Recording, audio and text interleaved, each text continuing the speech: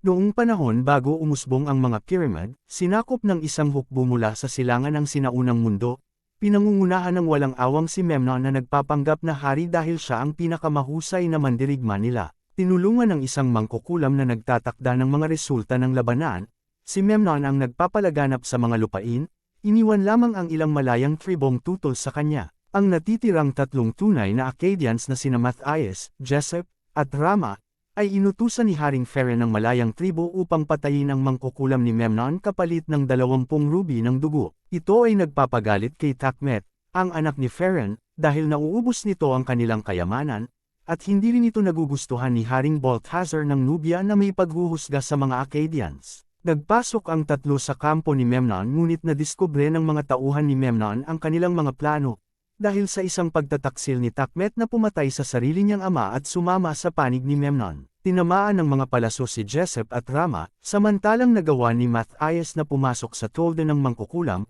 subalit nadiskubre na ang mangkukulam ay isang babae na tinatawag na Cassandra. Nahuli si Matthias at dinala sa harap ni Memnon, na walang habas na pinatay si Jesep sa harap niya.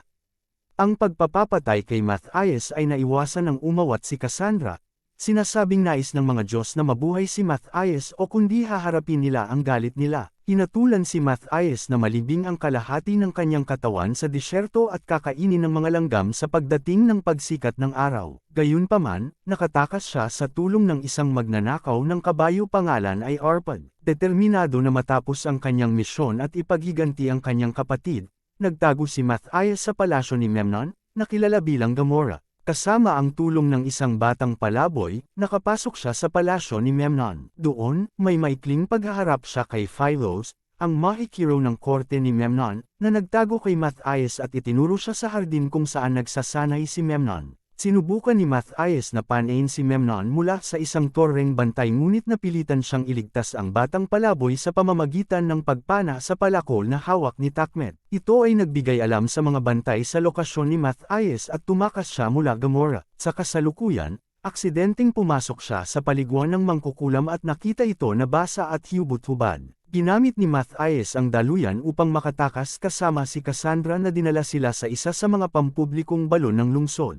Agad na kinuha ng mangkukulam ang mga damit na nakasabit upang takpan ang kanyang sarili habang tumatakas si Matthias. Sa simula, sinubukang tumakas ni Cassandra mula kay Matthias at ibinunyag na siya ay bilanggo ni Memnon mula pa noong siya ay bata. Nakikiramay kay Cassandra, inaalok ni Matthias sa kanya ang pagpipilian na umalis ngunit nagbabala sa kanya sa mga panganib na maaaring kaharipan niya sa pag-iisa. Kaso, nagpadala si Memnon ng kanyang pinagkakatiwalaang sundalo na si Dvorak at isang grupo ng mga bantay upang hulihin si Matthias at kunin si Cassandra. Sa isang malupit na labanan sa gitna ng isang buhanging daluyong, pinuksa ni Matthias silang lahat, nakipagduel kay Dvorak na nagtapos sa isang nakamamatay na tusok. Nagawa ni Dvorak na sugatan si Matthias gamit ang isang palaso na may lason ng alakdan, ngunit ginamit ni Cassandra ang kanyang mahika upang iligtas ang buhay niya. Bilang isang pang-aasar kay Memnon, ipinadala ni Matthias ang kwintas at dugo ni Dvorak kay Memnon. Kasama si Arpad at Cassandra, nakasalamuhan ni Matthias si Philos,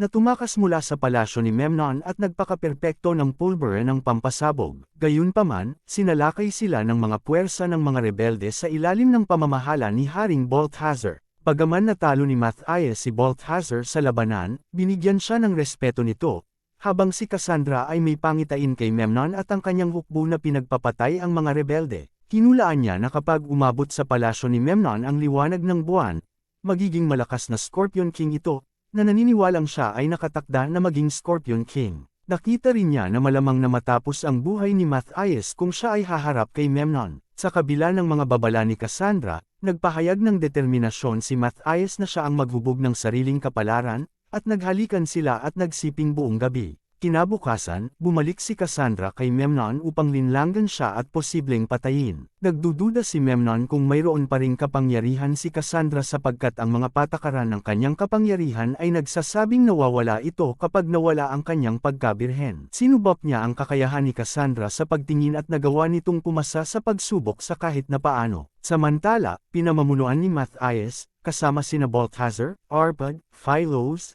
at ang hukbong rebelde, ang isang malawakang pagsalakay sa kuta ni Memnon. Hinaharap ni Matthias si Memnon nang siya ay malapit ng patayin si Cassandra.